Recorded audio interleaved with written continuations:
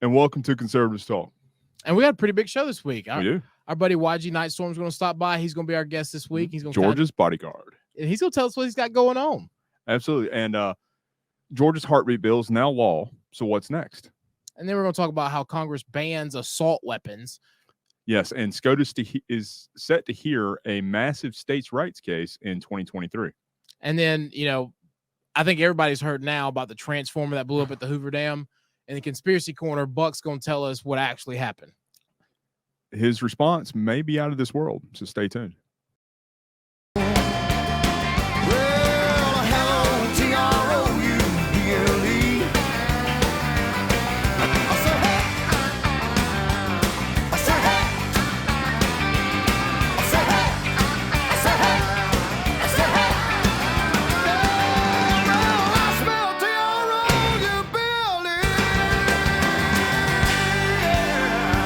And welcome back to Conservatives Talk. My name's Justin. And this is Jamie. And at the beginning of every episode, we always like to take the opportunity to say, go make sure that you like and share all of our content. Anything that you see across any of our platforms that we put out there, make sure that you hit the like and make sure you hit the share button on, and help us to get help us to get our message out as far and wide as we possibly can. Make sure that you also subscribe to all of our platforms that you see as well. That way you can stay up to date on everything that we have coming out and going forward, and anything that we're really producing and really trying to push out there. And go to our website that you see on the screen there in front of you. It's conservativestalk.org. Make sure that if you're able to hit the sponsor tab in the upper right-hand corner and the lower right-hand corner, and help us out with what you're able to. Everything that you donate or everything that you sponsor our show with really goes to helping produce and really expanding the reach that we're able to do with this, and helping us be able to really get our message out far and wide, and really help to produce and take this to the next level. And while you're there, make sure you also hit or enter your email information there, so you can stay up to date on anything that we have coming forward. As we said in the past, Jamie and I are working on expanding this opportunity that we have with this to really keep everybody up to date with kind of bi-weekly emails and newsletters coming forward. And we have some really good stuff in the works. We do, absolutely. We've got some very nationally implicated opportunities coming our way. We're really working on expanding this and to really bringing it to fruition to where we can do it the level of justice that it deserves. Absolutely. I'm really excited about what we have in the works, what we have going forward. And I think everyone else will be too, especially the closer we get to election day and, a couple months or so before, when we can really dabble into, what we've been exploring and the way that the show is going. So especially when we retake the House and the Senate. Absolutely. And so that's before we get into too much of that, because I'm really excited about it. Make sure you go and subscribe and sponsor, and please visit our website and, continue to support us. And thank you again to our sponsors. So let's jump into it. Let's do it. Boom. 115 days until we beat Stacey Abrams. It never gets old. Doesn't. I'm excited. Ever. I love it, especially now that she's lying even more about Brian Kemp and the rest of the GOP in the state of Georgia. I just, I can't wait to put this to bed. I wonder if she'll even concede this time, because she didn't last time. So technically, isn't she still running from the last time? Well, I mean, don't know how that works. Quite possibly. And if I understand it correctly, there should be a grand jury convened at any point in time in Fulton County to investigate whether or not she's causing an insurrection in the state of Georgia. That's stupid, because here's the thing. Look, one thing my parents always taught me is be humble when you win and be even better loser when those times do come. So that is just that crybaby, take your participation trophy. Like, I just can't deal with it.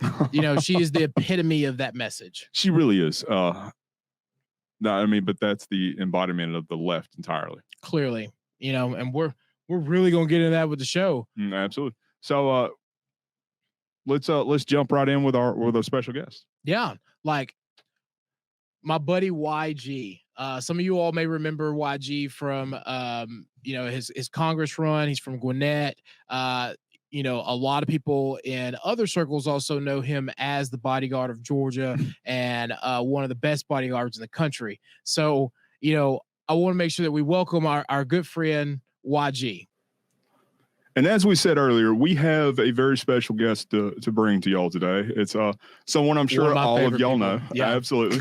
So this gentleman is the Black Pac. He's a Black Pac national spokesman. He is the director of religious outreach. He is a pro-life advocate for Georgia Right to Life, and he's also the bodyguard of Georgia. The bodyguard of Georgia. So look, as we said, everybody, welcome to YG. Welcome. Hey, what's up, brothers? Hello. So good to be here, man. Absolutely. Absolutely. Thank you, YG, for joining us again. Yeah. So let's jump right into what we're wanting to kind of talk about. You had so we know that you're really starting to get really engaged with a lot of things kind of nationally and really trying to bring forth the America First a movement, and we want to give you an opportunity to kind of tell our listeners and our viewers exactly what it is that you're doing out there. Yeah, first of all, like I said, thank you again for having me on the show. You guys be rocking it all the time. I always have so much fun with you guys, man. But yeah, I'm rocking with Black Pac right now. I'm their director for religious outreach, and I'm also a national spokesperson for Veterans for America First. And you have to excuse my voice. I lost my voice a couple of days ago because my doctor said I've been doing too much talking. Yeah. But when you're out here in these streets, man, and you're trying to change the country, you have to get out here and you have to engage with people. And what we're doing on a national level, helping fellow America First faith-based candidates who are grassroots get funding that they need, get the support that they need, because we already know the establishment candidates, they get all the help in the world, but the people who are the public servants hardly get any money. So we're trying to help them on a national level on the Black Pac side, and also with the veteran side on Veterans for America First, reaching out to those veterans who've been hurt, who've been sick, who need to come home and get reassimilated back into society. We have a lot of programs that can help them out as well, because we want to help, you know, the folks that's been protecting our country. So that's what I've been doing, moving around, and eventually I'll sit down and be still somewhere. I don't think that's in the cards for any of us. But hey, before we go like any real further in any details, give us a little bit of idea what Black Pac is, so our listeners who don't know kind of know what this movement is, because it's starting to go like get really big across the country, and people be surprised how long it's actually been around. Yeah, Black Pac was founded by George Farrell. He's the founder, and it stands for Black, Asian, and Latino Knowledge. You know, Black. So basically for everybody to come together and get this knowledge of what the country is all about, what America is all about, what being America First is about putting our citizens first, about being those private citizens, getting out and fighting for our First Amendment right, our Second Amendment right, educating minorities in all areas on why they need to be voting certain ways, not just a cult of personality, but look at policy and what policies have been holding the communities back for decade after decade after decade, and why we need to change and how we can improve our conditions by making those necessary changes. So it's all about making it real, breaking it down to people, getting them out of their stereotypical boxes, and looking at why voting matters and how you can take back command of your life through your vote. Absolutely. That's awesome. Absolutely. I can personally say that your work with the Veterans for America First has been great. I know a lot of the guys that are working with that, Stan Fitzgerald, Josh Maricus, Admiral Cubic, great guys, awesome guys across the board.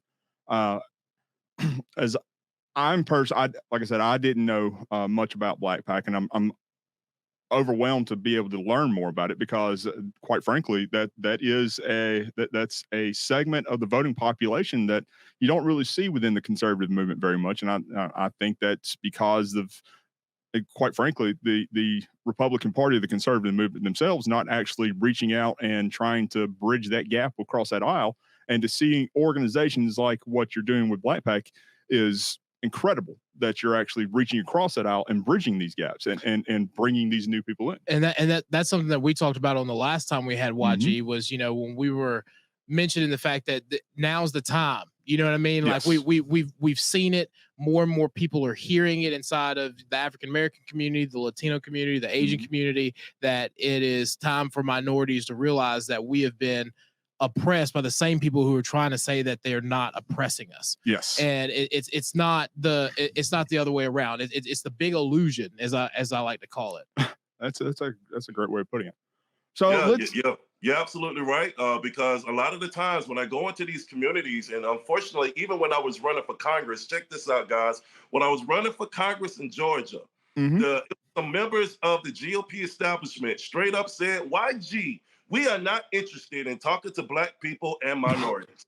And I said, are you out of your mind? And they said, they're just going to vote Democrat anyway. What's the point? I said, and that is why we lose. Because if you're not willing to engage, and if we're supposed to be the party of faith, Christ told us to go forth and go out and speak to our brothers and our sisters. And if you don't even see folks as your brother and sister, then you wonder why they don't want you around. And then when they invite the GOP to come in, the GOP ignores them. So it's like the Democrats mess over the Black people and the GOP ignore the Black people. So basically what they're saying, YG, we know the Democrats are messed up. We know they done jacked it up. But if the GOP won't even come and talk to us, we're still stuck. So we either got to vote Democrat or don't vote at all, and we still messed up. So that's where places like Black PAC comes in to say, we're not worried about what some people in the GOP say, because it's not about them. This is about us. This is about family. This is about taking care of each other as Americans and pushing past the skin color and actually going for the content of character and helping people realize their American dream through they vote, through actual policies and principles and tangibles to get them there. So we ain't worried about the typical politics. We're about the solution. Yeah. And That's awesome. That's it. You know what I mean? And it's crazy how, in this whole heated era of what we call MAGA, right? Because, you can go back to different factions inside the GOP over the years. And that's kind of how we got Conservatives Talk, is looking at the history of the GOP and how we got here, right? Yes. You go to this era that we call MAGA, to where the Democrats, all the traditional people are sitting here trying to say that, it's heightened in racism, it's heightened in all this other kind of stuff. And that's because that's what they want it to be. That's what they wanted to portray it as. But really what's happened is you really starting to have a conversation that no one wanted to have before. And now you're really starting, like YG said, you're really starting to see to where African-Americans are going, you know what? They're right. I don't have to be scared to say they're right anymore, like, and then we can go, those of us who have been in politics, in the party and everything else, we can go now to our fellow GOP brothers and say, hey, we're ready to have the conversation. Are you ready to meet us halfway? And then some are, and then that's how we get to where we are today. So, I mean, this is really the start. This is really the start of something bigger. And, I will say the whole MAGA era and Black PAC and everything else is leading to it. But Justin, we always talk about my rabbit holes because I'll talk about this forever. But we really want to talk about your pro-life movement stuff and some of the things that you've been working with it and the heartbeat bill. So kind of give us a little bit of insight on your story about pro-life and why you're so pro-life. Well, I tell you this, man. Some people try to say, "Oh, YG, you pro-life is just a talking point." I'm like, no. Let me educate you, because in 1999, I had a set of twins that was supposed to be born. I was dating a very beautiful woman. I wanted to marry her. We had an argument, and she said she's going to do something to me that's going to hurt me more than anything that's ever happened to me in my life. And I said, "What's going on?" She said, "YG, I'm going to hurt you more than in 1985 when you was raped as a child, when you was 11 years old, 18, and homeless, living, beat up. I just that. And I said, "What did you do?" He said, "I had." I said, "What?" He said, "My friends told me, man, is to kill his children." And when I tell you something, she was right. That is the single greatest hurt that I've ever experienced in my life, is the death of my children. Now, I'm the father of 7 adult children. Like I said, excuse my voice, but I'm the father of 7 adult children. But losing a child can destroy a person's world. But the good thing about this, the way it works, is that many years later, I was preaching in a city and I was coming off the stage and she was at the edge of the stage. And I'm like, why are you here? Are you stalking me? Are you continuing to try to torment me more? She said, YG, I just need 5 minutes of your time. I just came to say I'm sorry for killing our children. The abortion destroyed my womb. I can never have any more kids. And she begged me to be pro-life. And she said, I want you to fight for these children so nobody else has to suffer like us. Please forgive me. And I took everything in me, but we prayed. I forgave her. We cried together over our children. And that is when I became pro-life. And all these years later, in politics, now I have the Howard and Hank bill, named after my twins, who what it does, it gives fathers the right to save the lives of their preborn children from abortion. That's one. Two, it also gives support to the moms who are in dire straits and help them with adoption options. Three, it also provides classes for the parents so they can develop successful co-parenting skills to create a better environment for the children that's coming up. So it's a threefold bill, and it's pro-life all the way, in the womb and out of the womb. And it takes care of the mom, it takes care of the child, and it makes sure the dad is taken care of as well. Wow. That's really powerful. That's needed. Yeah, so we spoke with the executive director of Georgia Life Alliance around about the time that the leaked Roe v. Wade opinion had been coming out.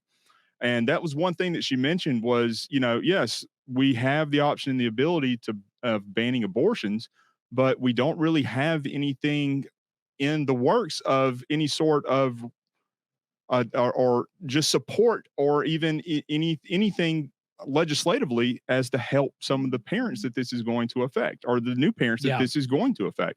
And I've always been a big proponent of that. Like we have to be mindful of both ends of it. We can't be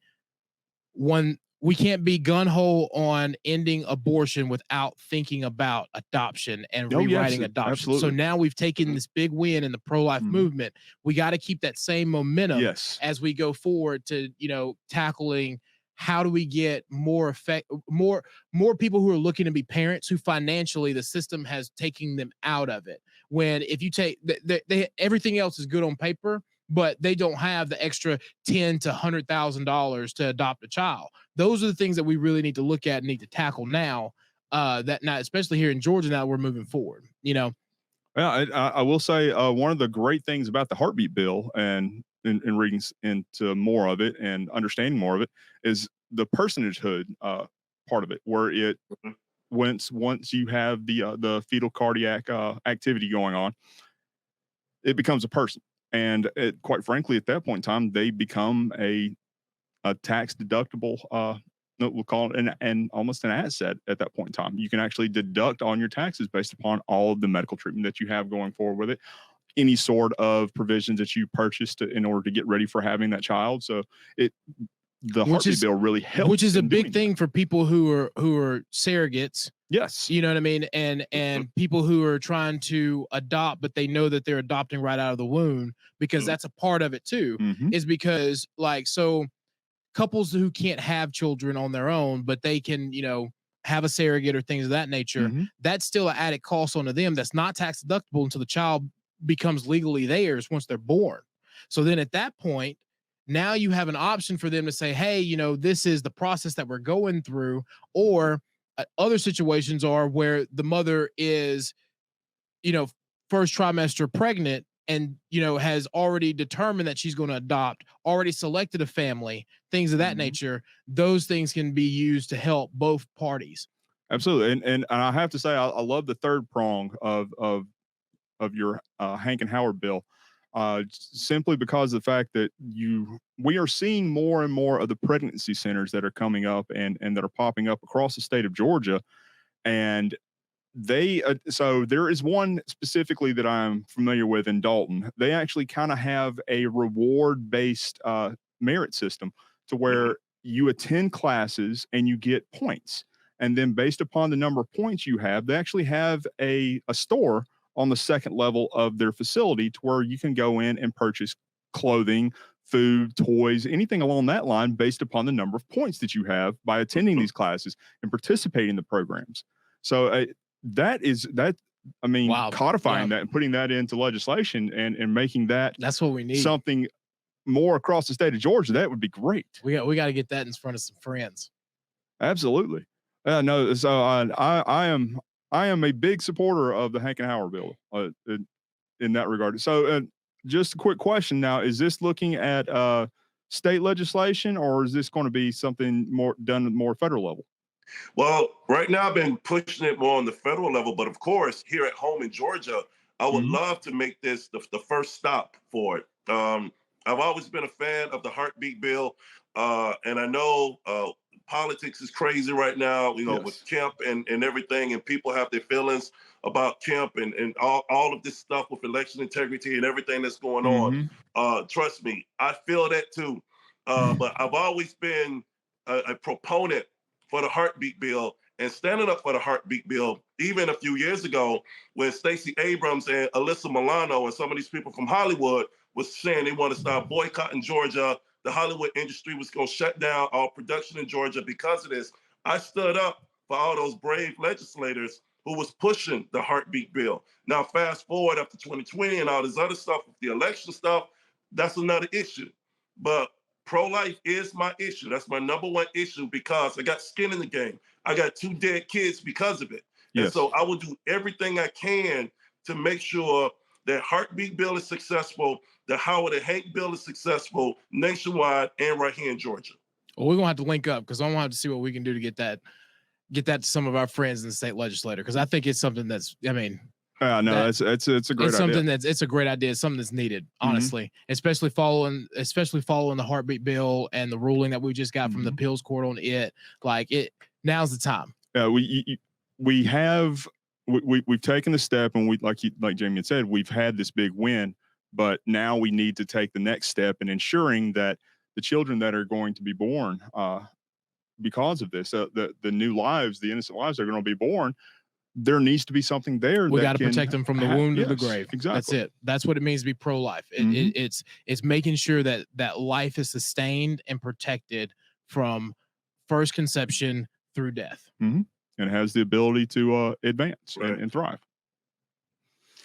All right. So look, being the bodyguard of Georgia, we got to ask, what's your opinion on these new assault rifle AR bans that they're trying to push through Congress? What's going on here? Yeah, I think it's funny because, just serving as a bodyguard for 30 years and doing executive protection here on the domestic side and also overseas doing extractions, a lot of the bodyguards have AR-15s and they have their sidearms. But get this, fellas, even people in Congress, a lot of their personal private security, and especially Nancy Pelosi and all these people, they have private security. What do you think these people have? They have sidearms and they have AR-15s, or they have even more heavier artillery to protect themselves and their families because they feel that their lives matter. Now, what they're saying to the American people is that our lives do not matter as much as theirs, that we do not have the right to protect ourselves from criminals or anybody that's coming to harm us in our home, at our business, or our families. And I think that's the straight up hypocrisy. Oh, yeah, no, I couldn't agree with you more. Absolutely. I don't know if you notice, we keep ours on hand here on the studio. I think that's actually probably as close to an actual quote unquote assault rifle as you can legally get without going and getting a class 3 firearms license. Right.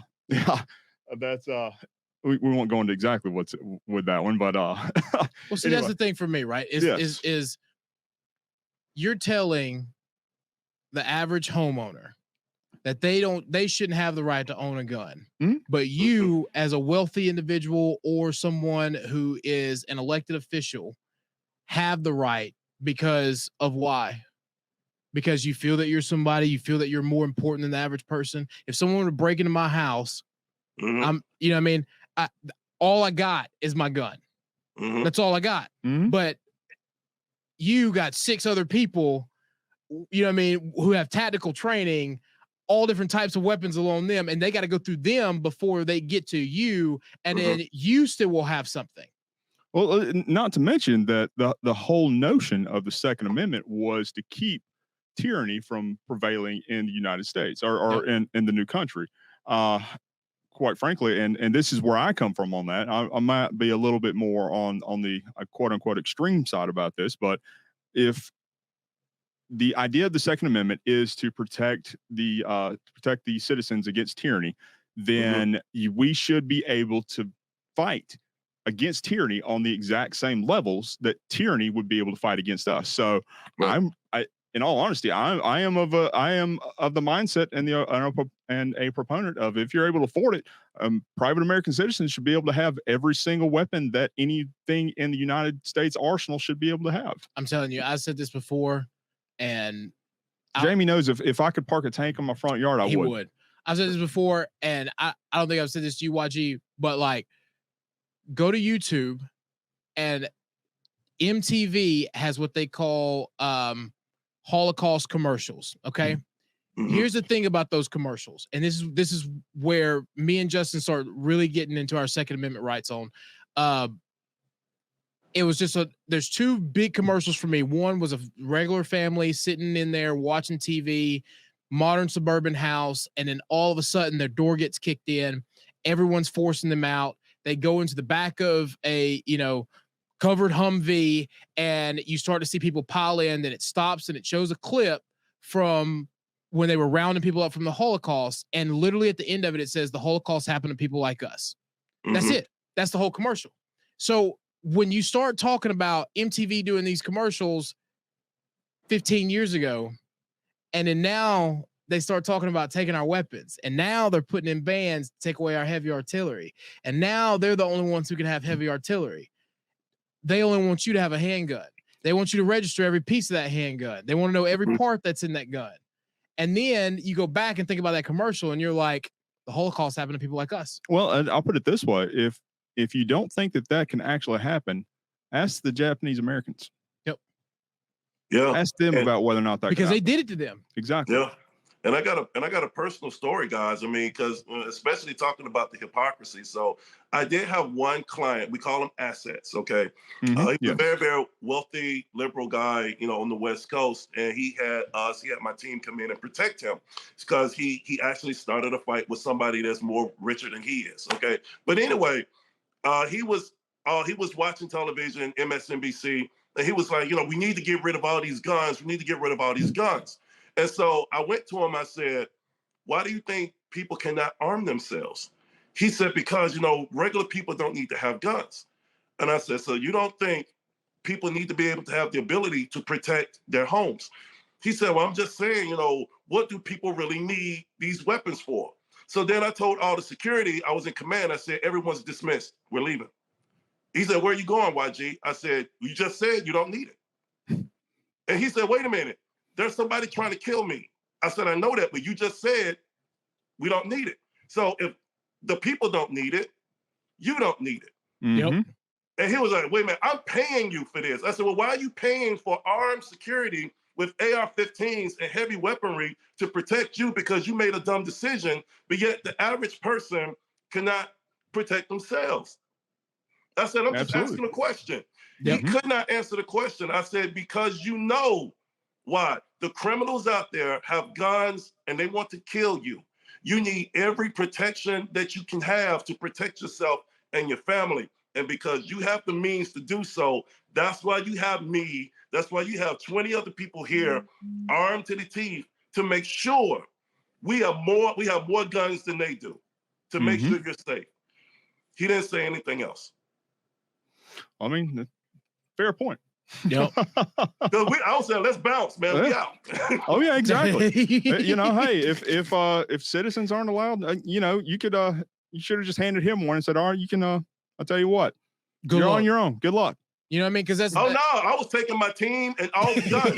We're all gone. Yeah, because that's right. He don't believe in guns, so why would he need them? Yeah, he don't believe in them. That's right. Why would you leave him with one? Well, he could tell the guys that were breaking into his house to kill him that he didn't believe in them being able to have guns, so they should just leave their guns outside and just leave. And let's just fight. Yeah, okay. So another big issue that's really starting to make another uprising now. We saw in 2020 the whole rise and ultimate power of the BLM movement.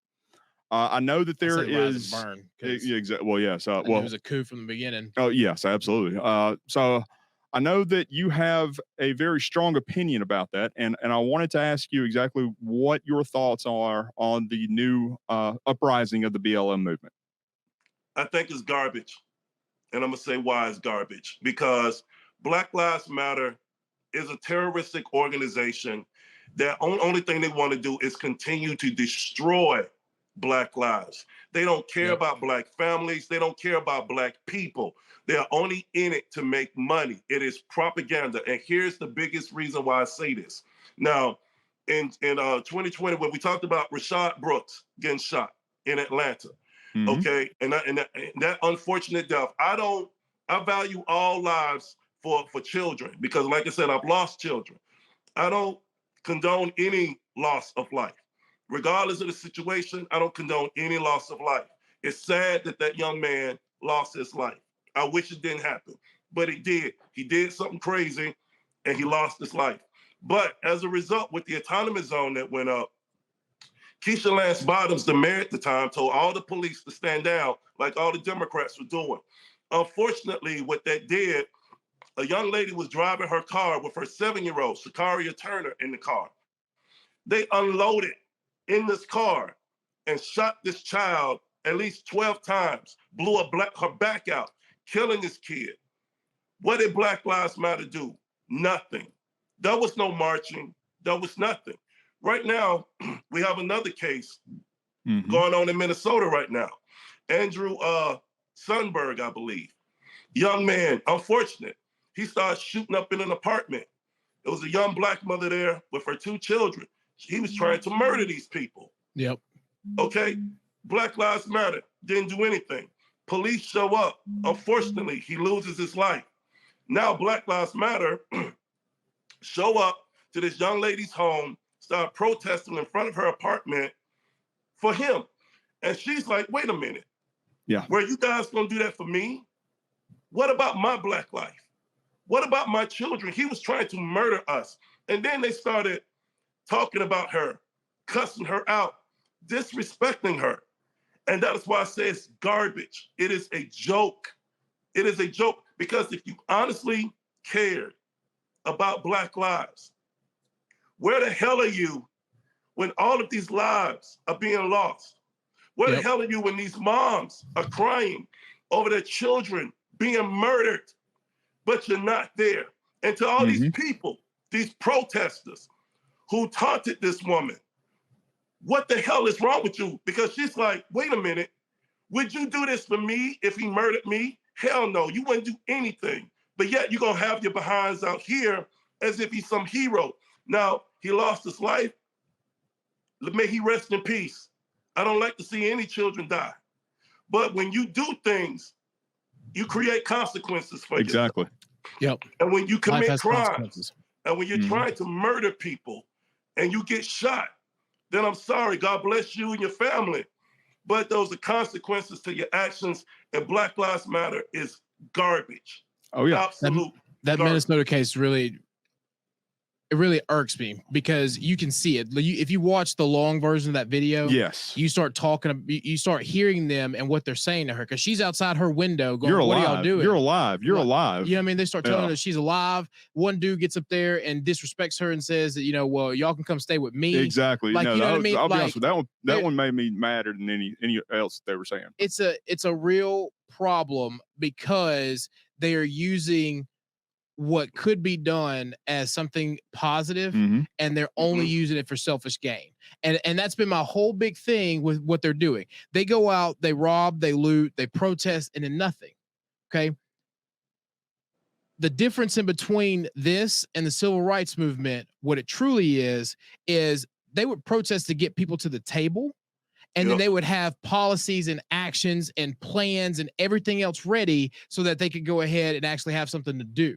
That's something that's been missing out of whatever they're trying to do. And the problem is too is they're going after the wrong thing because they're refusing to believe or understand the system itself.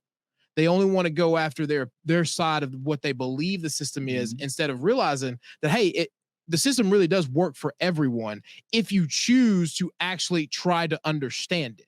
Yep. And try to work in it. Yes. That's it. And trust me, and I had to get some water, man. But we understand because, you know, I'm a black man. Okay, I've raised 7 black children. I get it. I got 3 dead kids, man. You know, 2 through abortion, and 1 was killed on his job in 2008. He was 19 years old. So I understand what it's like to lose a baby. But when you're talking about Black Lives Matter, if all these lives don't matter, then your point it's pointless, because you can't just say they only matter if white people kill us or if the police kill us. But to hell with you if one of us kills us, which is happening the majority of the time. Yep. And if you're not showing any support for these people, as she said, where were you guys 2 weeks ago when he was out here having a fit, causing problems and threatening me? Where was everybody? If you really cared, you would have showed up. And now we understand Benjamin Crump done flew in now to be the attorney for the family. I'm sure Al Sharpton is in tow somewhere. He ain't too far behind. Yeah. You know, and it's like, they don't care about the children who is about to be murdered, but you care about the person shooting in somebody's house. It's just wrong. It's pitiful. It's all about the donations that are going to come in after It's all that. about the show. About the money. Yep.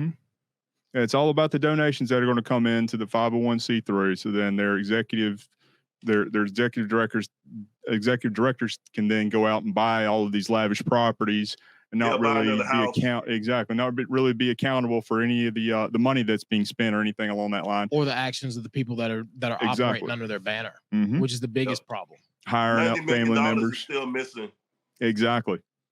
Yeah, it's interesting how it's crazy. Yeah, it's crazy. How is that not being investigated You know what I mean? to a criminal extent? That happens to any other organization, right?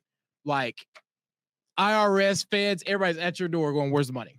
I guarantee you, if your campaign had misplaced that much money, you would not have a wink to be able to sleep, because you would be answering so many questions about it. You know what I mean? No, I'll be locked up with real handcuffs. I wouldn't have to pay like AOC. Exactly. Oh man! Although I did love it that I have seen conflicting reports on this. Was AOC actually arrested, or was she just detained? There were 2 different reports on this. I heard it was like all for a show. Well, at a minimum, she was detained, but whether or not she was actually arrested, because I haven't been able to find any paperwork, there's no process or anything. There's none of that. Like, honestly, I feel like she saw other people getting arrested and was like, "Hey, just take me in," and you know what I mean. And then like just showed her hand near some zip ties, like all for the show, dude. Just like that whole. I'm not even gonna get into that. Political theater. Yeah. Her and Ilhan Omar. I mean, they might as well be actresses. Man. Hollywood is waiting on them because I mean, they was walking, with their hands behind their back, and then hello, and then go right back to it. And I believe their commentary on that, or their reasoning behind that, was the best practices when being detained is to go ahead and put your hands behind your back and keep them there. But yet you can do you can put your fist up as you're walking across. Clearly, she has never been in any situation like that to where she, where she was actually detained. Because the moment, like, you can put your hands behind your back, but the moment you start moving them,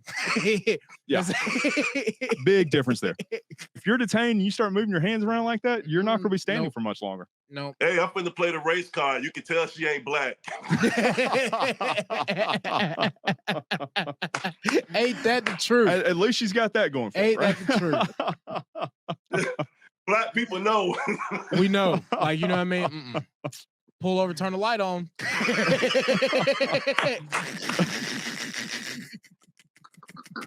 Oh, this is why I love coming on this show, man. Well, look, YG, as always, thank you for joining us. You of course, you're gonna be back on here again. We know you gotta get back on the road and everything else. And I told you I was gonna ask you, so I gotta ask you. When you gonna run again? What we doing? Where we going? See, you. Hey, look, man. Hey, I can neither confirm or deny. What's the word Joe Biden used? Abalo que sin man do it to somebody. Yeah, That's exactly. I believe it was. Read the line. Pause. Read the line. Pause.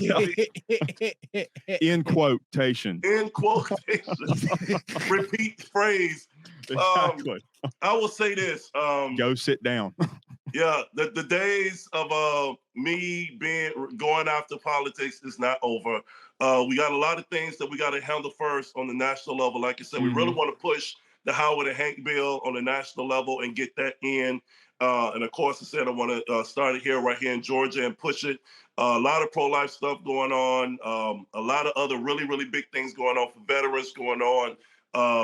So right now, that's what I'm thinking about right now. But trust me, Georgia is always on my mind. And they don't call me the bodyguard for Georgia for nothing, man. So you just have to wait and see. That's it. Oh, well, as always, thank you, YG, for coming on. And I'm sure we'll be hearing from you here soon as well. No, we'll talk to you soon, brother. God bless you guys. All right, we'll see you, sir. So that was awesome. I know it. Like every time I get to talk to my man YG Nightstorm, like I don't know. He's doing some great things. Kind of wish he was from Northwest Georgia. Yeah, because we really could use, there's some things that are going to happen here in the next couple of years where, Marjorie needs some other muscle like that. It's going to be great. But yeah, absolutely. So if you're considering it, YG, go ahead and we got a spot. No, we know some folks that you can talk to. But let's go ahead and jump into the topics of the rest of the show, and the first one, of course, being the heartbeat bill. The heartbeat bill. The heartbeat bill has been declared legal. Look, we kind of briefly mentioned this a minute ago talking to YG too. Yes. The getting this ruling from the Court of Appeals, and we're building great momentum here, and everything that we've really been pushing for the last 4 or 5 years inside the GOP as a whole. And I think that, like I said earlier, we got to make sure that this momentum keeps going. You know what I mean? Like, we got to make sure that we save as many lives and we help as many people who want to be parents become parents, and continue that movement, because without it, we're going to be in a really horrific world. Absolutely. And though I believe in states' rights, and I know that, my fear is the reaction to this decision is going to bring the worst out of a state like California. Yeah. But I still believe that the goodness, and everything, I'll just say, I believe that God's will be done. You know what I mean? Maybe they'll see Georgia as an example and decide to follow. Correct. Once we finish out the movement of what we want to do. Exactly.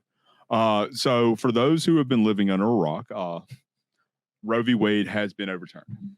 The Dobbs decision coming out of the Supreme Court has effectively removed the quote unquote unfounded constitutional right of abortion from the federal level, or federally protected right there, back to the states, to where states can then decide for themselves whether or not they would allow for abortion to be held in their states and to be able to dictate the terms on that sense. So Georgia in 2019 had passed the heartbeat bill. Mm-hmm. So, and since 2019, there had been several outside organizations that are third-party organizations that had filed lawsuits and to essentially have it blocked. Well, of course, the lower courts at that point in time upheld the Roe decision and said that this was constitutionally invalid. Well, at that point in time, Georgia went ahead and appealed it to the 11th Circuit. So it's been sitting at the 11th Circuit for 2.5, 3 years, essentially. So, well, yeah, about 2.5 years, give or take.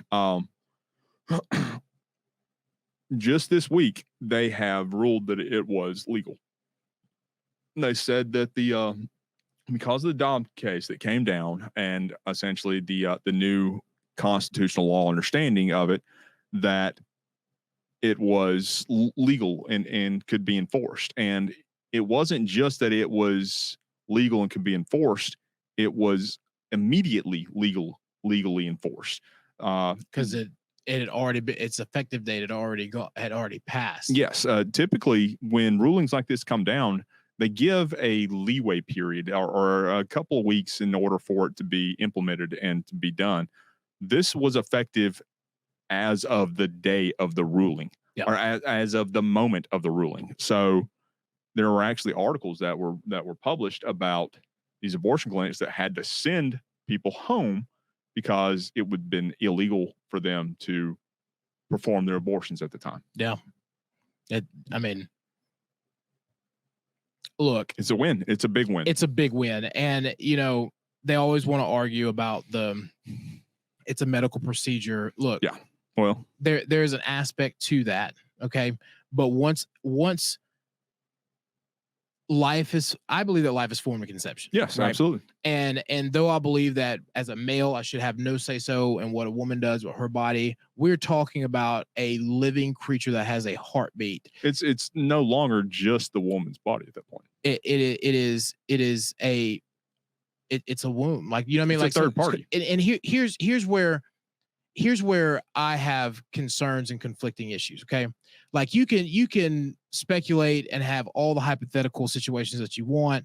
You can say, well, how are you going to do this in case, in cases of rape, incest, child molestation, anything like that. Well, Georgia, the heartbeat bill has provisions protecting those. Correct. But no one wants to talk about those. Yes. Because here's the thing, right?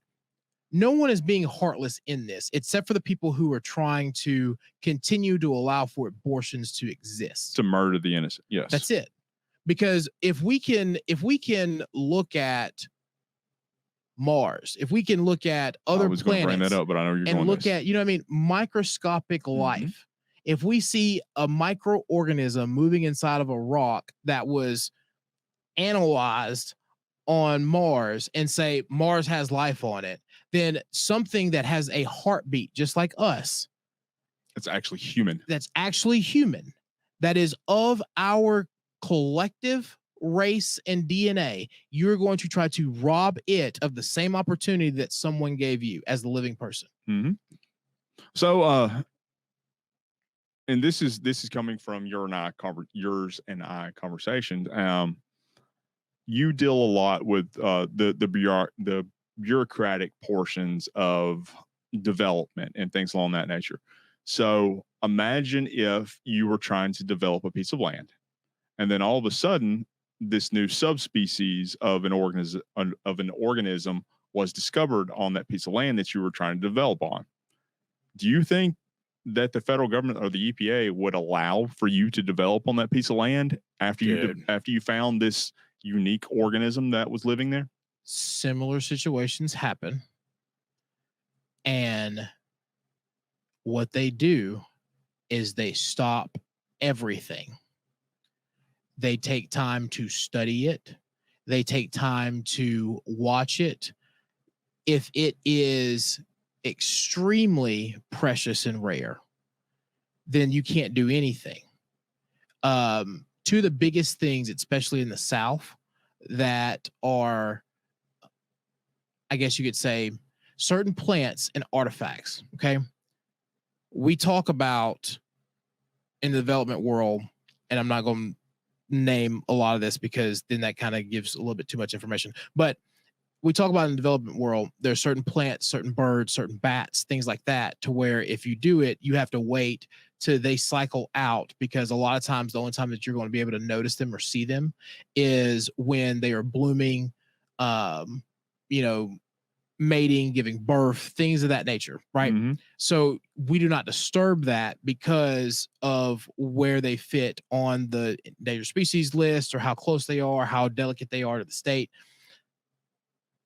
So something of that nature, the only thing that's more precious than that is artifacts, right? Because those things are long and gone. You find, to sum it up, it's like this. It's easier to find a cemetery and remove a cemetery than it is to find artifacts or certain types of species. So when you start talking about an actual living organism that has a heartbeat, like, to me, it's careless that we think so less of it because we have become so selfish within ourselves about, I shouldn't be tied to this, even though I made that decision. So let's use this for an example. So if you were developing a piece of property and you came across, and let's call it a fetus, and the fetus being in the form of an egg, and that egg being from a bald eagle. And you would, and you happen to destroy one of those fetus or one of those eggs. You're going to prison. Exactly. like that's a very valid point. Like, I mean, you see a bald eagle egg, like, again, there are certain animals, right, to where it's just it's the gradual scale, just like everything else, right? You disturb a certain bat, that might cost you $100,000, and then next year you got to help them find a new habitat to mate in, but you're gonna get it done. You're gonna find a certain plant to where it's gonna delay you probably about 10 to 11 months if you see it blooming, but somebody's gonna come in and get it at the root and then take it somewhere and replant it. Okay, like a foster. You see a bald eagle egg, or you knowingly or unknowingly kill a bald eagle egg, you're going to prison. So essentially, if you abort a bald eagle, you are going to federal prison for a very long time. But in some of these states, if you abort a human, you're celebrated. And you know what? To tie the analogies together, right? There's certain circumstances to where, it can be knowingly, it can be mistaken, but which is why a lot of these animals are tracked, or why there are known patterns now that we're in the modern world. We can watch them migrate, watch these different things. Like, I got to experience something that I didn't even plan on that ended up being one of the coolest things ever. There's a certain bat species that migrates to Austin, Texas every year, like in a wave of 20,000 from Mexico to Austin, Texas. They primarily live up under one bridge for the month of June, and then each one of those bats has one child. So they come in at 20,000, they leave at 40,000, and during the month of June, almost every night, you can slowly see as all of them start to come out and feed. They come in as 20,000, leave as 30,000. Yeah. Well, anyway, no. I see what you're saying on that. Yeah. But it's and from all the females come. I gotta go back. It was really weird. I didn't expect to experience it. Someone said something about 40,000 or 35,000 or something like that. I can't remember. Anyway, it's interesting. So we have wildlife or animals that have more protections in some states now than, or even at the federal level, than we do actual human beings. Yep. I think that is a sincere failure of civilization in of itself. Yep. Here's what really upsets me more than anything. We have allowed not just politicians, but political parties. That's very true. To make this a public issue. I always go back to the fact of, I believe that every person has their due process right. They can go as high as they want to feel that they get the justice that they need. Okay. But to, first of all, allow that to be codified at the federal level to the point to where to an entire generation and a half, it feels like a vested right. Okay. Mm-hmm. That, because you've confused an entire generation of people. Yes, absolutely. You know what I mean? Because this was never constitutional. It was never anything. It was a political jab. Okay. That now that we are trying to be more true to the Constitution as it was originally intended, and we now seem demonized or being demonized because we've allowed them to come in and propaganda and brainwash a whole generation of people into believing that that was a right. Yeah, and it's not just the right for abortion. So just this week alone, talking about other pieces of legislation that have come forward, they just passed the whole federal protection of same-sex marriages.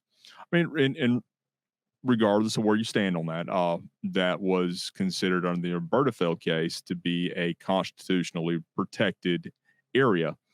But after the understanding in the ruling, or at least the the judicial understanding that came out of the Dobbs case, we're beginning to see that these essentially these rights that are inferred rather than actually inscribed or embedded don't really carry the weight that they had originally. So, like for instance, the whole notion of the right to privacy, in a sense, that I mean, there's no such thing as a there's right no to privacy. there's no right to it, that you don't have it. Yeah. So though I understand where Justice Thomas was coming from in when he was saying in what he was saying, okay, I disagree, and here's kind of why. Okay. Life is something that is going to happen regardless.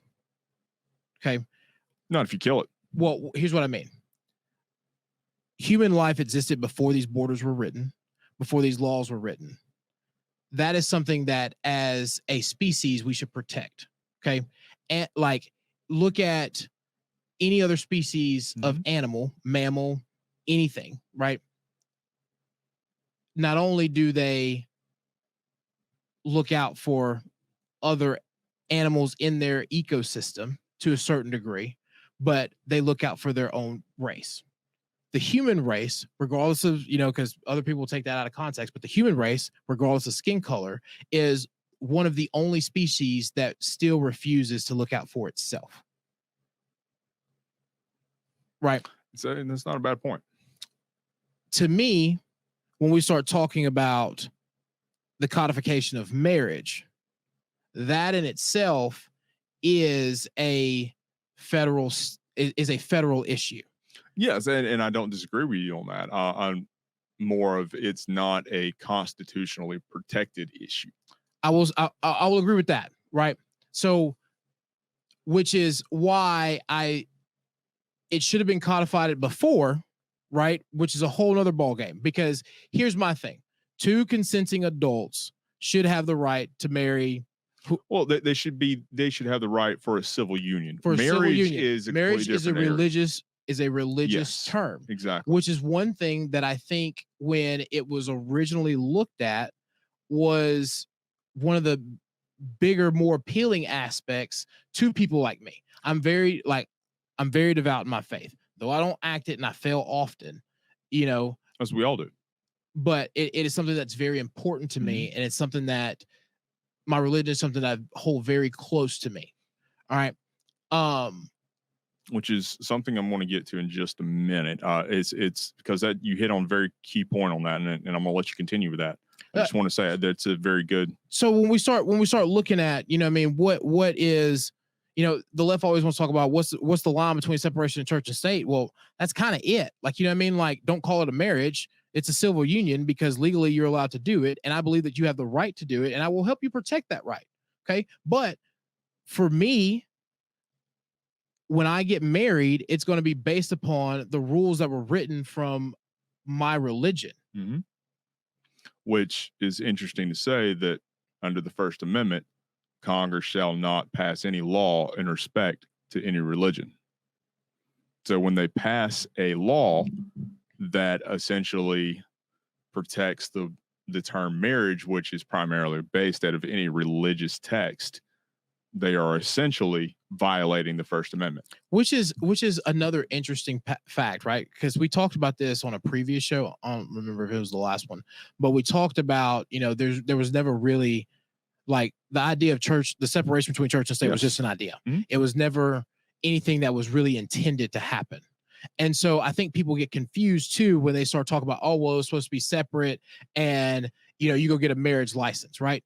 That is, to them, that was based in religion. They were trying to step away from a tyrannical church as an entity, not step away from religion as a whole. When they make the mention of a religious or a marriage license, that is a holdover from the term or a holdover from the period of when the only marriage that could happen was between a man and a woman. Yep.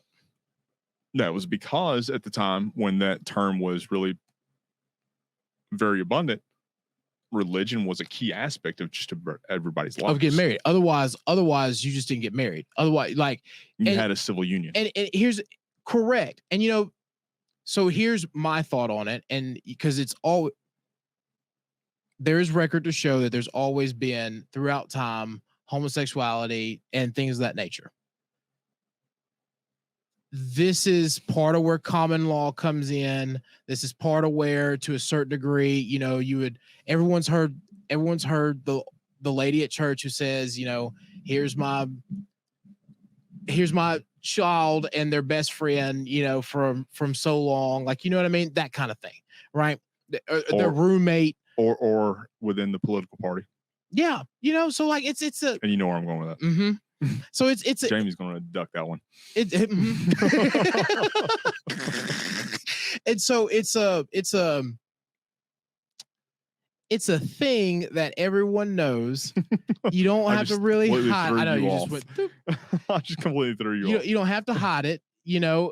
Everyone knows. Some people may not like it, but no one's going to call you out on it. No one should be disrespectful, because that goes back to the main purpose of this. We are the only species that does not protect itself. Mm-hmm. That's why I see them as different. What you do in your own home, whatever. Could care less. But when you come out and you try to incorporate the terminology that you're associating with folks' religions and faith and everything along that folks hold at the deepest core of their being, it becomes an entirely different episode, an entirely different issue. Yep. And that's at the heart of what that is.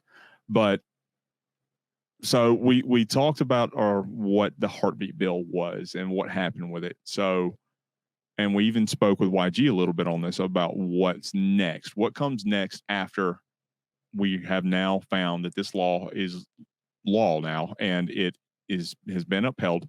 What's the next step to make sure that we are able to protect this and we're able to ensure that anything coming from this benefits society as a whole?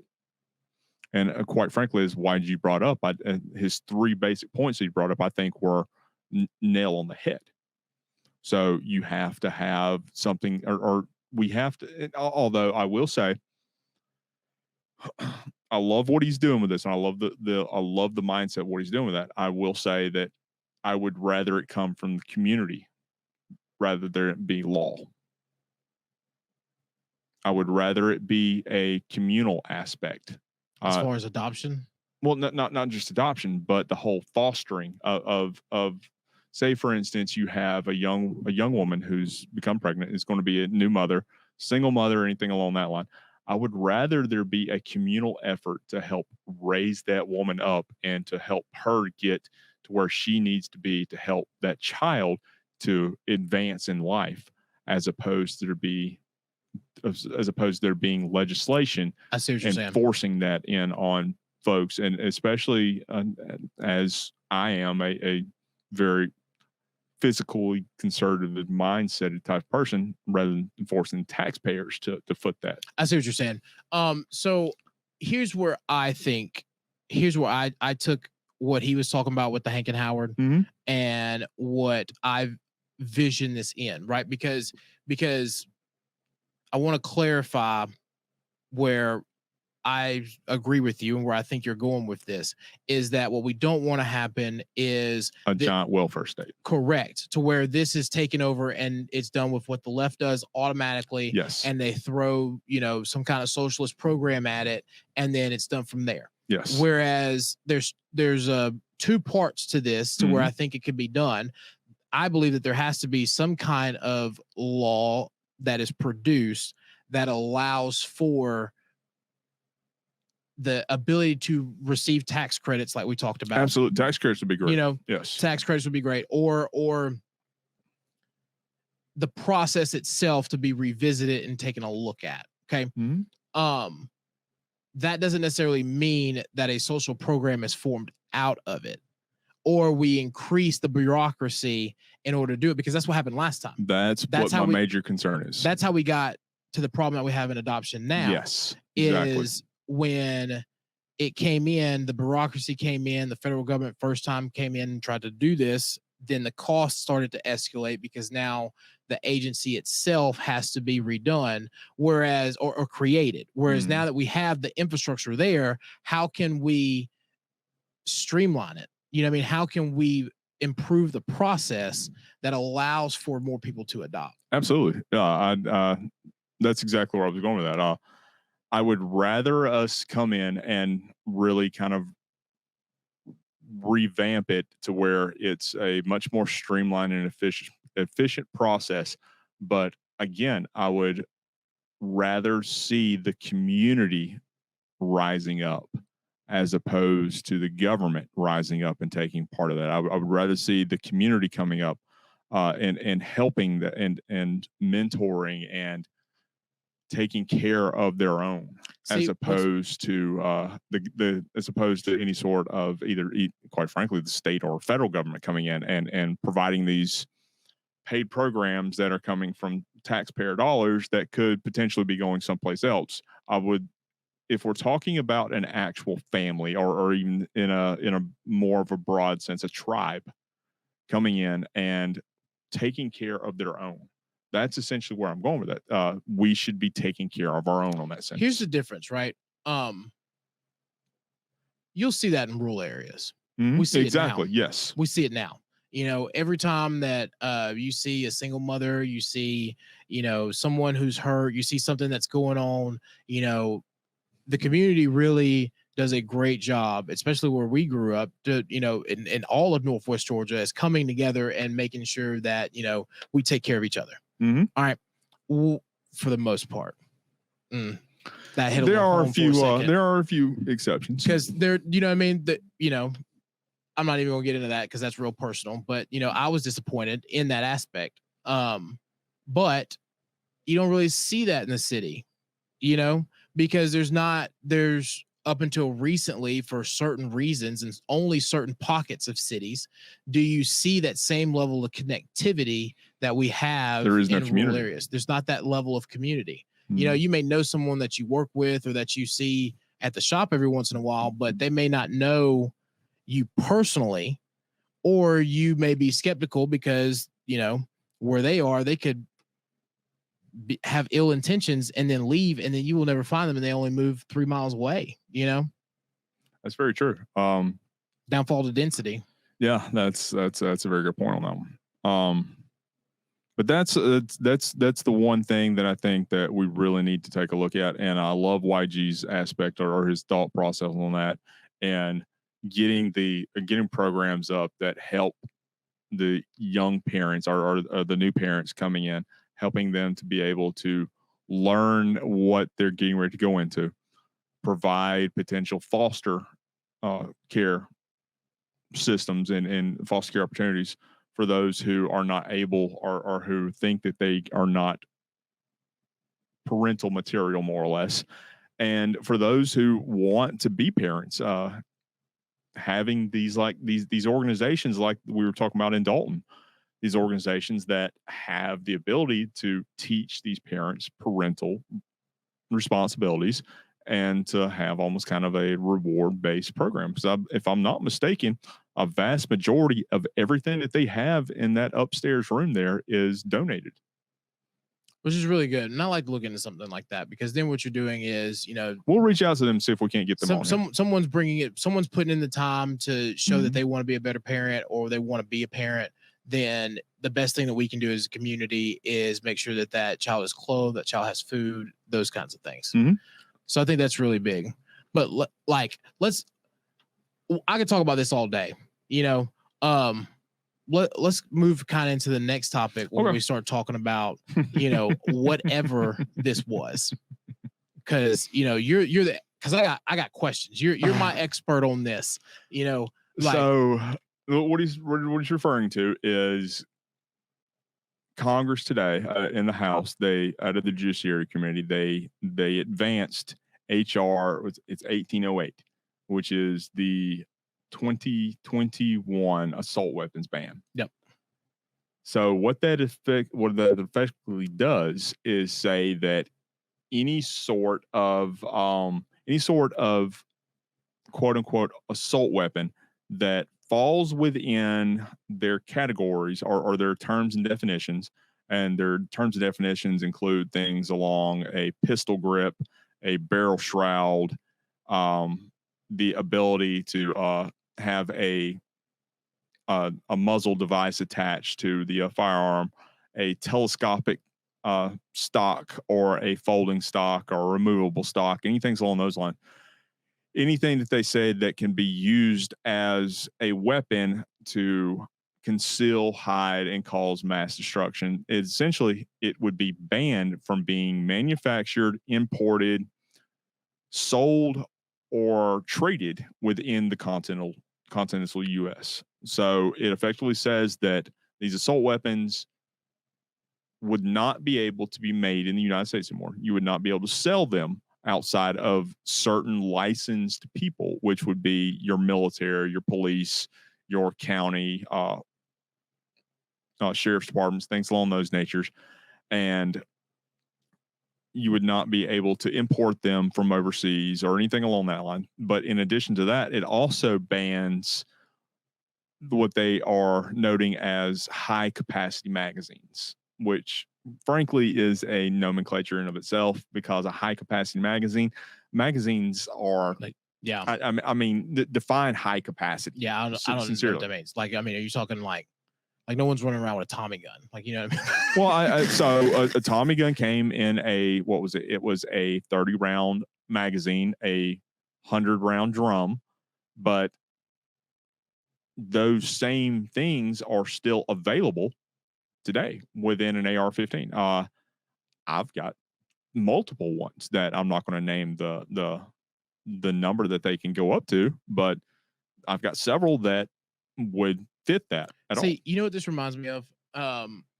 So before we go, I will say that there is the grandfather clause, and this is what they're trying to sell across as being acceptable, is that there's the grandfather clause in there that says that you would not have to turn these over or get rid of these if you already owned them. However, say you wanted to pass a very sentimental firearm down to your son after you pass, that would be illegal. So you couldn't pass it down inside of your will. Nope. But as long as you own it, you can still own it and hold it while you have it. So this whole thing, the whole way that they're doing this, reminds me of I'm a car guy, right? Not very good at building them, very good at driving them badly. And I've had study cars, had more cars than I should have at my age. And this reminds me of what started to happen in the car industry, especially with imported cars during the late 80s and 90s, up until when Congress actually came in and banned the Nissan Skyline, GR series, right? Because the GT got banned, the GR got banned, the GT34, these engines were banned, and they almost did the same thing, right? So that when you start looking at cars and where the serial number is, and where you're like all the places that your VIN number is, all that starts to kind of come out of that same area, similar to how what they're doing with guns. Now they want to make sure that every part of the gun has a certain identifying number on it, Then now they want to say that, oh, only certain people can buy it. So then with cars, they said that you have to be a licensed import dealer in order to bring in certain vehicles. You couldn't just be wealthy. Then they got very narrow to the Skyline, and the bill that actually passed Congress pretty much says that you literally have to be Bill Gates in order to own that version of a Skyline inside the United States. Well, when you're donating millions of dollars to congressional candidates as they're running for office, that's the thing, right? And when you can't like name someone inside of the bill, but when you put your exemption in, if you meet all the qualifications of the exemption, then you can actually own it. So that was a big criticism of the bill when they banned the Skyline, because there was a certain grandfather clause to where you couldn't import parts. So I couldn't, if it broke, it was broken. I couldn't, go to Japan or have the parts ordered like you do for your Volvo or your, Mercedes or your BMW. You can't order those parts or have those mods come in and add it on there. So that's another thing that's within this bill. It actually says that any parts that can be used to construct these firearms, singularly or in whole, are banned as well. See, yep. So interesting enough that the Democrats are doing it again. Oh yeah. So even more interesting, their whole notion is that they are trying to ban what they consider, what they call weapons of war.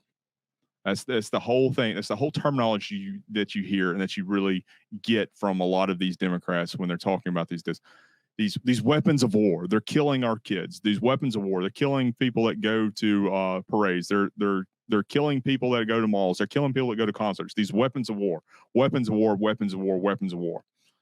So within HR 1808, and I'm going to put that up right there, and I've highlighted several of the actual exemptions that are listed within the bill.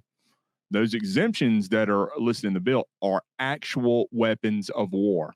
These are weapons that have been used in actual war. That is the M1A carbine, the 30 caliber carbine. That was a paratrooper weapon that paratroopers used to jump out of airplanes on D-Day. The M1 Garand. The M1 Garand won the essentially secured American freedoms throughout the entire country. The M1 Garand was the rifle that secured American freedom. That was the rifle that won World War II, was the M1 Garand. Then you have, of course, the M14, the Mini 14, as well as the Mini 30. Both of those are also variants of the same rifle that we have sitting right here on the bookshelf right there. I'm going to go ahead and put this down, but the same rifle we have sitting right there, it's essentially the same construct of it. The only thing about it is a cosmetic difference between the two. And the cosmetic difference between the two is the fact that rifle right there has a pistol grip as the main grip on it. The M14 that they are not banning, or the Mini 14 they're not banning, is just your regular rifle looking. It has the exact same capacities. As a matter of fact, it is much more accurate and as such can be considered much more deadly because it does not have the pistol grip on it. That's interesting.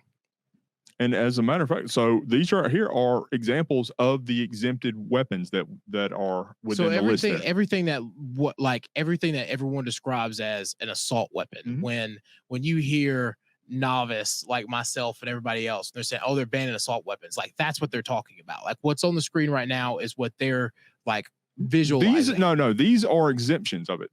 That's what I'm saying. Yes. So these are not the ones they're banning. These are not the ones that they are banning. Those are the ones they're trying to ban. Which is, to my point, when people are going to start seeing what the exemptions are and realizing that the same kind of artillery that the congressional security is wearing and carrying around is what's exempt, but the rifle that they could go to their local gun store and get is not. I think people are really going to start to see where the real problem is. Well, so a lot of these weapons right here that are up on the screen are, so you have the M1A and then the M1 Garand. Those are very more or less, they have essentially been kind of not really discontinued, but you don't really see them nearly as much. But the fact that they are actual weapons of war, those are actually weapons that were used in war and won wars for Americans, they are exempt. However, the ones that you see over like this, the example that we have over here on the bookshelf here is a variant of what is used in actual warfare now. That weapon right there does not fire at the same rate of what are used as what's used now within the military. It fires at the same rate as what those fire at that are exempt. It's just a cosmetic difference. Wow. It's all about how it looks. How it looks. It's very political. Well, it's almost kind of less than skin deep if you see where I'm going with that one. It's political, just like everything that the Democrats try to pull. Oh yeah, it looks scary, but it is less. It has had less lethality than the millions of lives that the weapons on the screen right there have actually taken. Literally millions of lives have been taken by the weapons that are on the screen right there, as opposed to right there. Yes. Which always scares me, because then I go back to that MTV commercial that I keep warning everybody about. Oh, wow. Wow.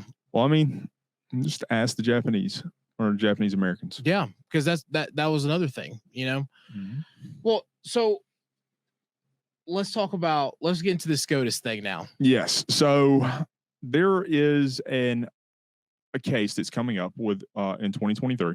Essentially, it is they're going to hear what is known as the independent state legislature doctrine. So what that is that it is a legal understanding or legal theory that says that state legislatures, when it comes to elections, are ultimately superior than any other entity within the state body via the executive or the judiciary, because of the constitutional or the U.S. Constitution wording of what they say. So that goes back to the issues that we talked to everybody else about beforehand in North Carolina, Pennsylvania, all these real questionable states where you had a governor who differed from their Commonwealth or judiciary, and the judiciary differed as well, and it either went to the judiciary to make the decision because they didn't like the decision that their assembly or Commonwealth made, or they had a whole other third party come in and redo it on an arbitrary basis, and then the governor would sign that into law. Yes. So essentially what we're talking about here, and I'm going to pull this up on the screen right there. It says that this is what the actual Constitution says. Says this is Section 4 of the U.S. Constitution that says the time and place, places, and manner of holding elections for senators and representatives shall be prescribed in each state by the legislatures thereof. So essentially what they're saying in the Constitution is that the legislature is the one that delegates how these things are to be done. And the legislature is the one that decides how they choose the time, the place, the manner of when these elections are going to be held.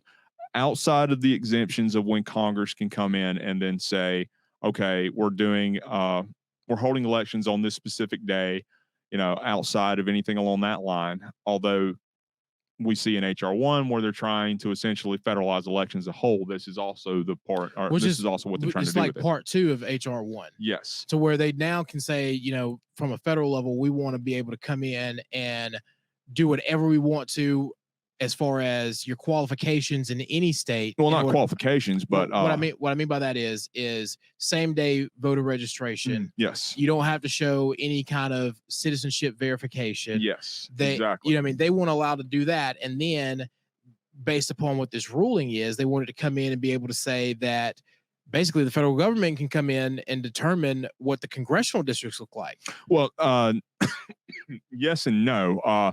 What this does is this takes so it essentially is about how, and I'm going to read verbatim of exactly what the issue is in regard to this idea. It is that whether state's judicial branch may nullify the regulations governing the manner of holding elections for senators and representatives prescribed by the legislature thereof, and replace them with regulations of the state's court's own devising based upon vague state constitutional provisions, purportedly vesting the state judiciary with the power to prescribe whatever rules it deems appropriate to ensure a fair or free election. So they want to actually legalize political gerrymandering.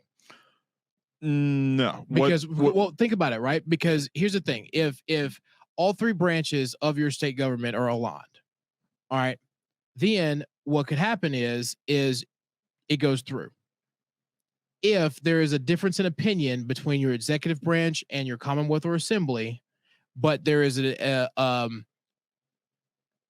similar opinion to one of those branches and the judiciary, then you could have the entire thing scrapped and then come in and have it redrawn without any kind of process to where now it is legal gerrymandering. So the one thing that Democrats are saying that they're fighting, they're actually going to come out and do and create Hunger Games. You know, in a sense, yes. What they're really trying to do with this, and what they're really wanting to see happen in this regard, is that they want to essentially take any sort of legislative decision making and place it wholly within the within the judiciary mindset. Essentially, they are reverting, or they're trying to reverse the roles of what they're seeing now at the federal level within the Supreme Court. The Supreme Court has come out and said that Roe v. Wade was unconstitutionally founded. So you see the Democrats come out and say that the Supreme Court is illegitimate because it's ruling in these ways. Well, these are Republican assemblies that are passing this, and then it's a very left-leaning judiciary, and they are supporting the judiciary in this regard because they're saying, well, they're trying to be very fair, and they have the constitutional authority to have or to make sure that these elections are made free and fair. Although in this specific regard, there is no fair clause. It's just free. They're planning for the future. What they want to do is they want to politicize the courts. No, absolutely. That's all. I mean, that's what they're well on their way with that. They want to politicize the courts because judges are elected just like everybody else, but they don't declare, you know what I mean, a party. At this point, they would come in and they would, in some to cases, a certain degree, right? Like, you know, which is in a similar sense. They would have this come out, and they would try to replace these lower level courts with like-minded individuals so that they know that their final ruling would be in their favor, even though they may be wrong.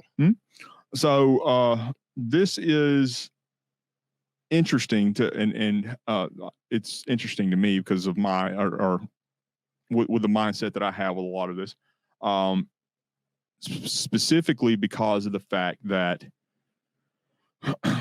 it says that in the Constitution, it says that the legislative body or the state legislative body has the almost exclusive rights in determining this.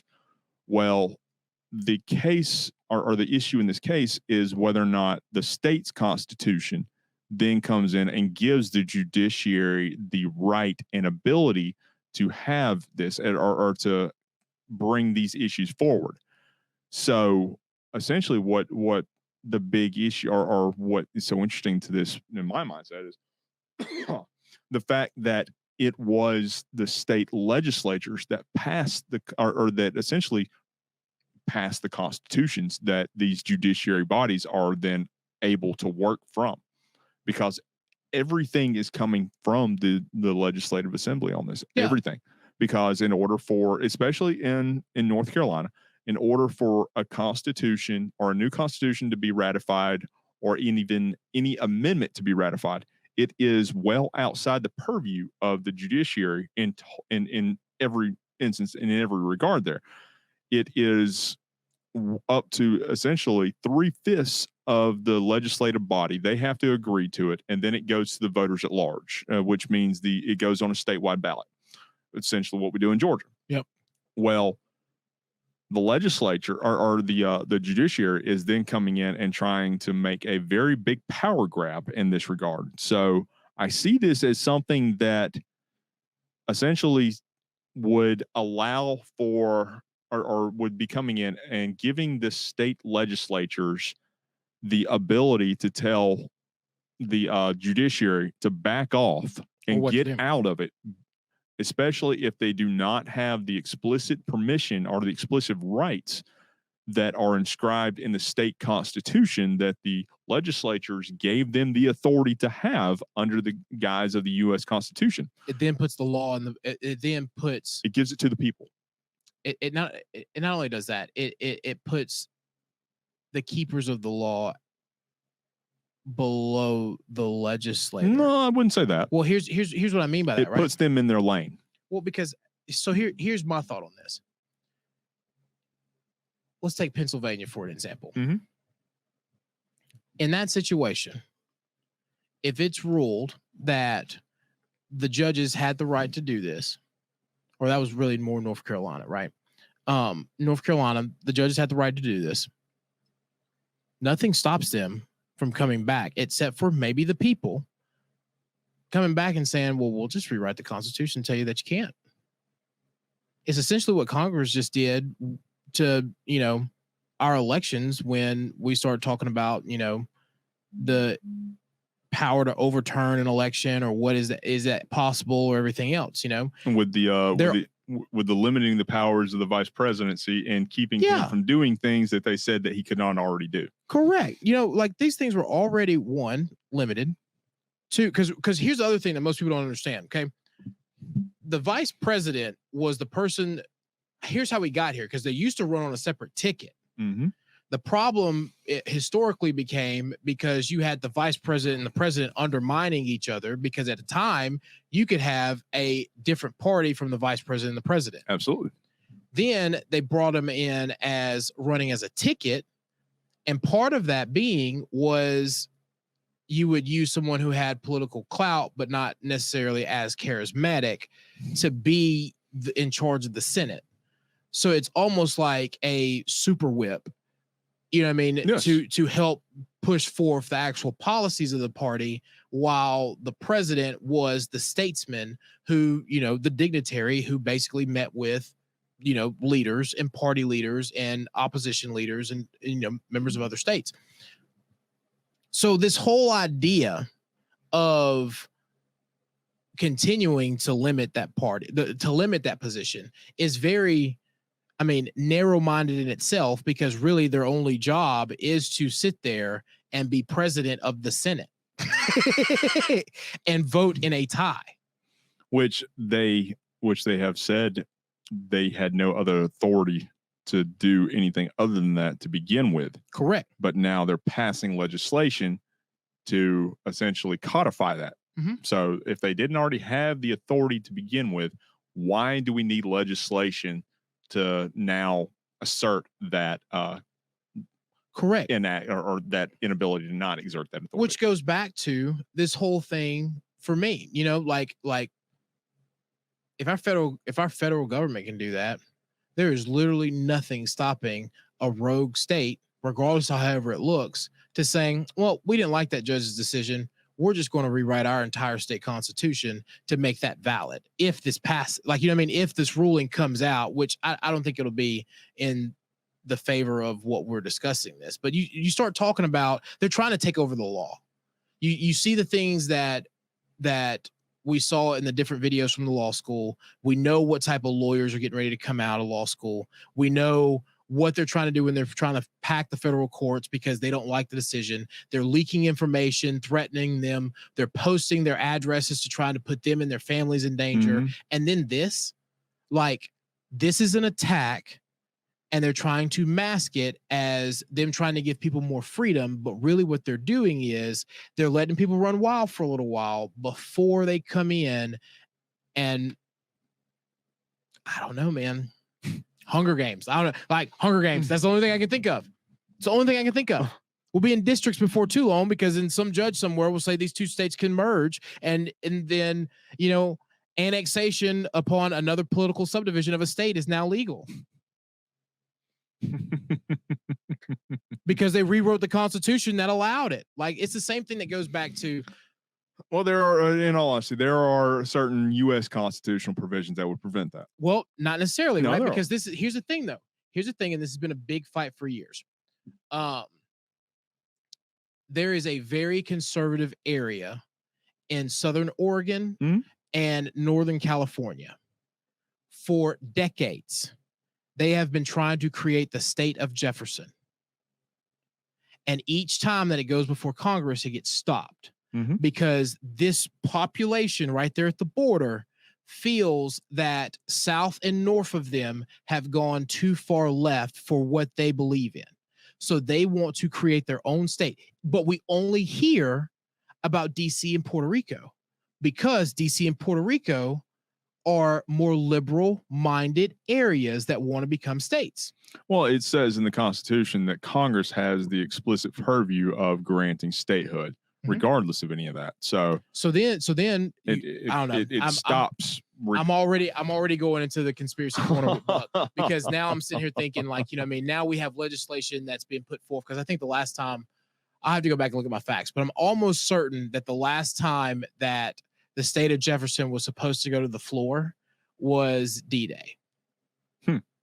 Yeah, it was either D-Day or Pearl Harbor. Interesting. Yeah, no, that's that would be an interesting. So, I mean, you have California that's looking to divide up into 4 separate states as well, which is, quite frankly, a non-starter simply because California as a whole is controlled by LA, San Francisco, the very liberal cities. They have such a dense population there that if they broke it up into 4 distinct areas, it would give the Republican wing or the conservative wing more representation within the congressional body, and that's the last thing that they want. Yep, because the majority of those are near the South. You would or the North. Well, I'm talking about is from the conservative aspect, they would be more towards the North, but towards the South, you would basically take where that voting block, where that power is in the South, in SoCo, Southern California, that controls the entire state. It would only be one of those divided up of the electorals. Yes. The rest of it would be a conservative area. Yeah, they would not get the 53 electoral college votes that they have now. It would be very divided and could potentially help to continue and advance a very conservative presidential nominee. Which is what I don't think a lot of people realize either. At the core, California is a Republican state. The problem is from the mass, where the population density of it is, though, in the southern area, because they have so many people, they have more of the representation there. It's the popular vote, yes. That controls the whole thing blue. Similar to here in Georgia, when you start looking at the metro area and, there's a certain population density that the metro area gets to where it overrules the rest of rural Georgia. Absolutely. That's something that I don't. So they are trying to ram through statehood for DC and Puerto Rico right now within Congress in an attempt to get more votes both in the Senate, in the House, and the Electoral College coming up for this electoral cycle as well as 2024. And that's a big issue for them because they know that they're essentially they're in a very hard place right now because of the economy, because of everything that's going on, because of the border, because of everything. Everything. I mean, did you hear what Biden said this week where he started talking about which time? So the man gets up there and says that that he has cancer. Oh, yes. So then everybody's like, the president has cancer? Like, what's going on? And then they said, when asked, they came back and said, well, he's referring to when he had skin cancer years ago. What? Like, that's not what he said. He had a senior moment. Or the fact that he has COVID now. And then we start going, okay, what's really going on here? First he has cancer, now he has COVID. Next week they're going to say that he meant COVID instead of cancer. and then we're going to start seeing less of him. Then we're all going to go on lockdown again. Then the president's going to, you know what I'm saying? And then the week after that, the 25th Amendment is going to come into play. Yeah. And then they're going to make Kamala president. Mm-hmm. It's like the playbook that we told them that they were running, and they were like, no, they're not running that. Well, okay. I've seen that formation before. Exactly. You know what I mean?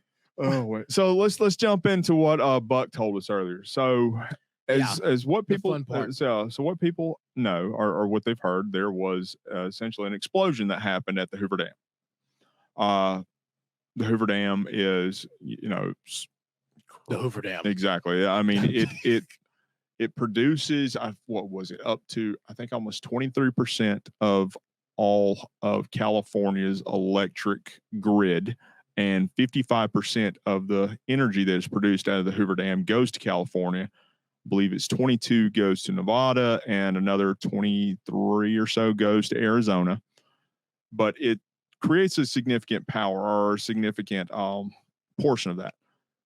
So the fact that there was a massive explosion, and they claim that it didn't affect the power output or anything along that line, but we are seeing rolling blackouts in California. We're seeing, these very suspicious shortages that are going on there.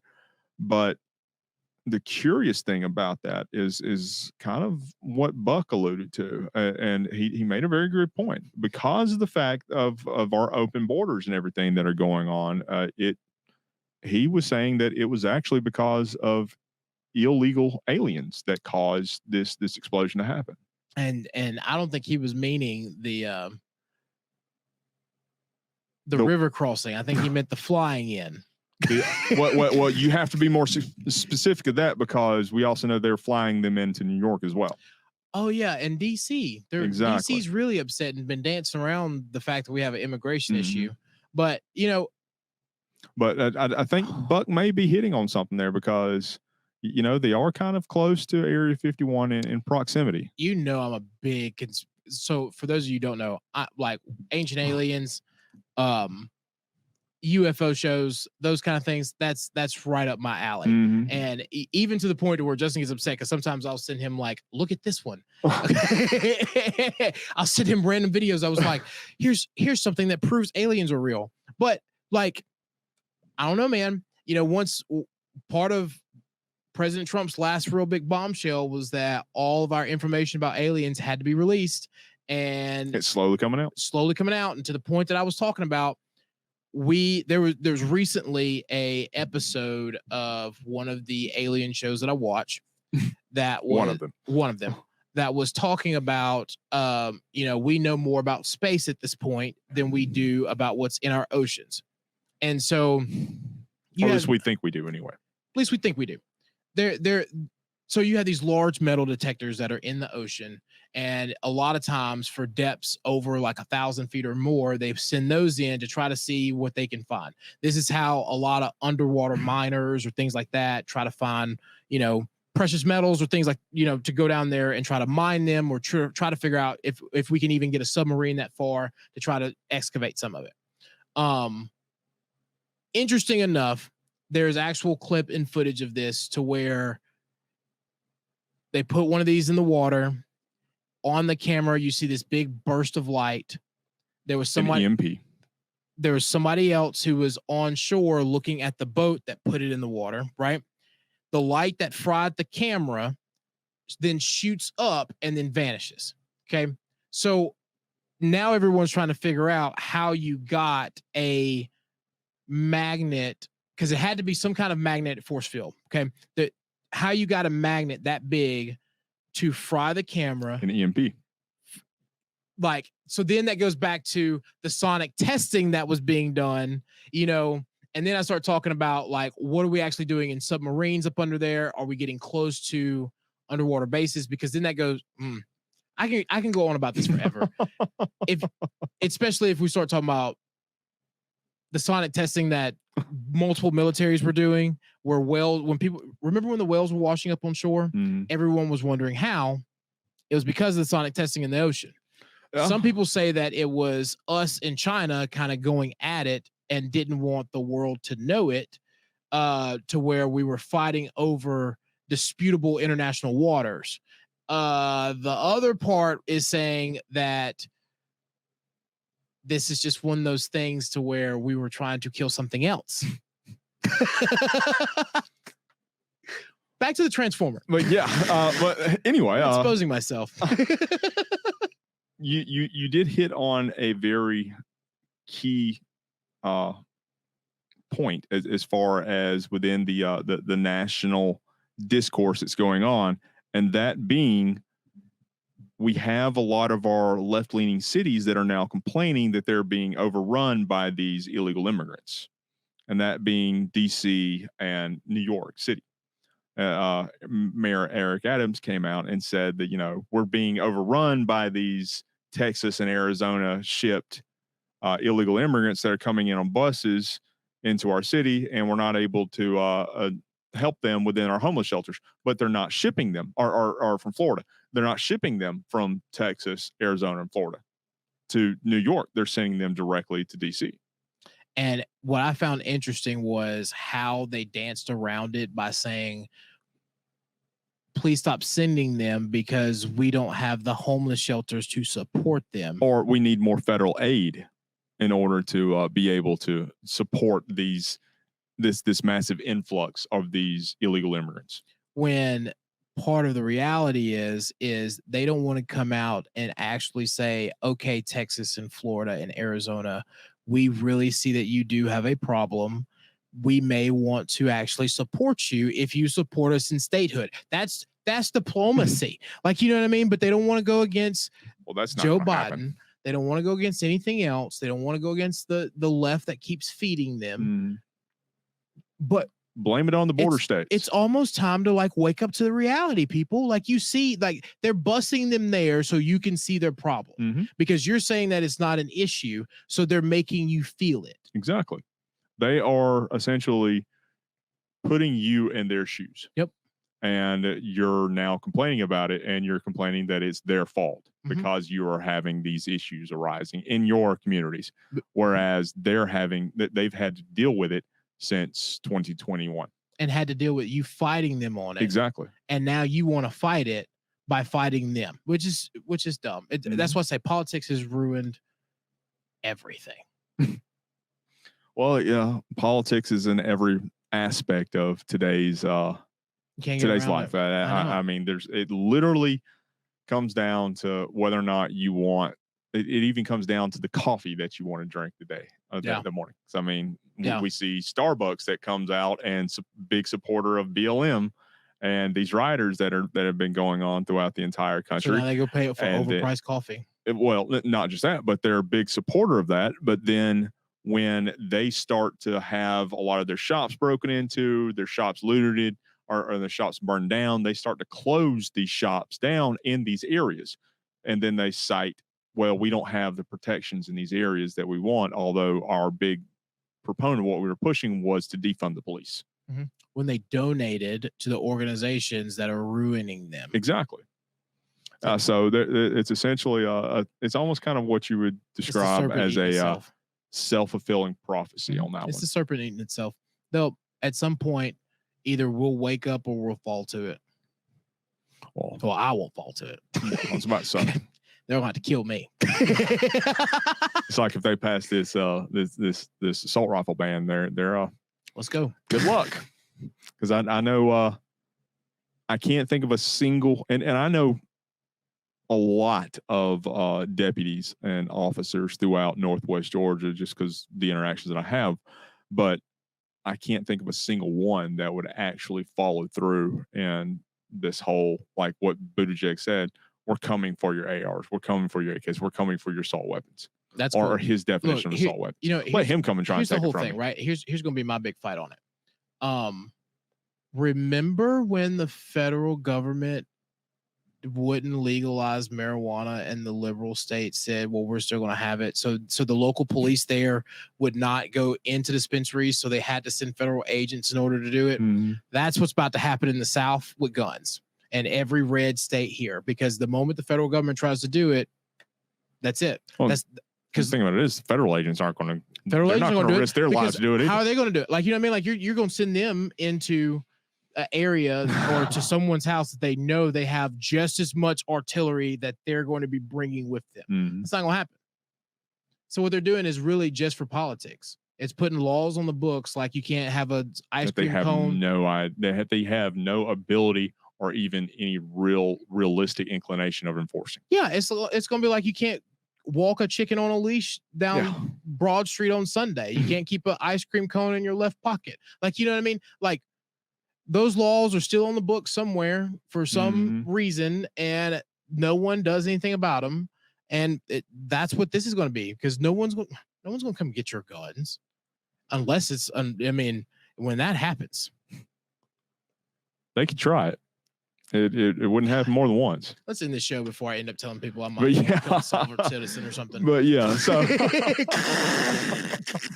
what is always we always like to end each show by saying anytime you see any of our productions on social media, anywhere out there, make sure you hit the like button as well as the share button. It really helps us out to get higher in the news feed and to be able to share and get our content out there a lot further than what we would just be able to do just on our own through your help. And leave us a comment. Let us know what you think about it. Like us or hate us. Yes, we love we love our supporters, but we love our haters even more because there are plenty, and The majority they helps us. yeah, they it really still help us helps. climb. And especially in the next coming weeks when we get ready for to unveil the big ordeal that we're very excited for. So go to our website. Make sure you hit the sponsor tab in the upper right hand corner or the lower right hand corner and help us out with what you're able to, because every little bit goes an incredibly long way in the ability for Jamie and I to be able to produce more of these things and to really expand the reach that we have with these, and to, quite frankly, get our message in front of more listeners and in front of more eyes than what him and I have just on our own. Yeah, absolutely. Make sure that you also sign up for the email list on there as well, because like I said, we're in the development phase where we're going to start doing the bi-weekly newsletters and really bringing you more information on in a more timely sense. And especially with what we have coming up, it's something that, quite frankly, would be, I mean, it's going to be extraordinary. We gotta stop talking about it, or I'm gonna tell people. I've done a very good job of not saying anything about it because I'm that excited about it. You have. It is something that's going to be very exciting.